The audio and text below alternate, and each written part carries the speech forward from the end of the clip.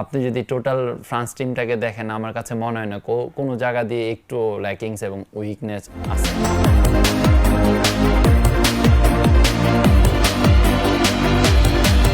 তবে বর্মন, এই যে আমি ইন্ট্রো যেটা দিয়েছি এক্স্যাক্টলি এটা আমার ফিলিং।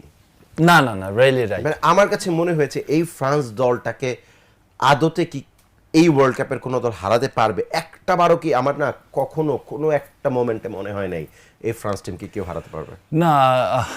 গতকাল আমি ভেবেছিলাম আসলে হয়তো বা defence line they have little bit lackings, কিন্তু কালকে আমার কাছে এত ভালো লেগেছে, মানে অ্যাজ এ ডিফেন্ডার আমি তাদেরকে আসলে দেখেছি তারা প্রপার একটা লাইন মেনটেন করেছে এবং যার সামনে যখনই অপোজিশনের প্লেয়ার লাইক মরক্কোর প্লেয়াররা এসেছেন তাকে ক্লোজ ডাউন করার চেষ্টা করেছে। তো আমার কাছে যেটা ধারণা ছিল আসলে রাইট নাও আই ফিল রং, কারণ যেটাতে আসলে আমি মনে করেছিলাম মরক্কো হয়তো হার্ট করতে পারবে, আপনার সাথে কথা হয়েছে, তো সেই ক্ষেত্রে আমি বলবো যে তারা সেখানেও ওভারকাম করেছেন। তো এখন আপনি যদি টোটাল ফ্রান্স টিমটাকে দেখেন আমার কাছে মনে হয় না কোনো জায়গা দিয়ে একটু ল্যাকিংস এবং উইকনেস আছে, খুঁজে পাওয়া যাচ্ছে না। তো সেই ক্ষেত্রে মরক্কো আপনার যে একদম অহরহ অ্যাটাক করেছে বা অনেক অপোজিশন এই প্রশ্নটাই করতে চাচ্ছিলাম যে তপু, মরক্কো বেসিক্যালি ওয়ার্ল্ড কাপে না লো ব্লক ডিফেন্স খেলে নাই আগের ম্যাচগুলোতে।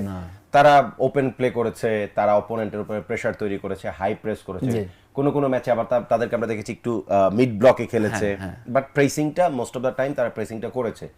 ফ্রান্সের বিপক্ষে যখন তারা লো ব্লকে শুরু করেছে এবং ইনিশিয়াল কোনো প্রেসও করে নাই, ওই জায়গাটা কি ম্যাচটা তারা হেরে আগের থেকে মানে মাঠে নামার আগে হেরে গিয়েছিল?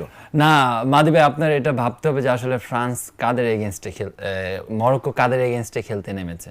আপনি ওয়ার্ল্ডের 4 জন বেস্ট অ্যাটাকারের এগেইনস্টে খেলতে নেমেছেন। এখন যদি আপনি ফর এক্সাম্পল আপনি যদি মিডল ব্লকে যান বা মিডল এরিয়াতে আপনি বল পজিশন খেলতে যান, তখন যদি তারা বলটা ছিনিয়ে নিয়ে সাথে সাথে কাউন্টার অ্যাটাক আসবে, এটা কিন্তু আমরা দেখেছি। পেনাল্টিটা কিন্তু সেম, এমবাপে পেনাল্টিটা কিন্তু সেম ওয়েতে তারা রিসিভ করেছে।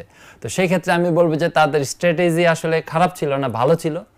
একটা দিক দিয়ে হয়তো বা তারা এগিয়েছে, এটা হলো বল পজিশন 54%। হ্যাঁ, তো সেই ক্ষেত্রে আমি বলবো যে আসলে যে এরকম যেটা আমরা ভেবেছি যে একদম একটা থ্রেটেবল ম্যাচ হবে ফ্রান্সের জন্য, আপনার অহরহ অ্যাটাক হবে, যেখানে আপনার মানে 50% অ্যাটাক করতে পারেনি ফ্রান্স, মেবি 22-20, মরক্কো সেখানে 5। ফার্স্ট হাফে ফ্রান্স আপনার গোলের জন্য শট নিয়েছে 13টা, এর মধ্যে অন টার্গেট শট মেবি 6টা বা 7টা, হ্যাঁ, আর একটা মাত্র শট নিয়েছে হচ্ছে মরক্কো এই দলটা। এবং এটা 1994 ওয়ার্ল্ড কাপে মেবি সুইডেন এবং ব্রাজিল ম্যাচে এরকম 17টা ফার্স্ট হাফে শট নিয়েছিল ব্রাজিল এবং মানে আপনার সুইডেন নিয়েছিল একটা।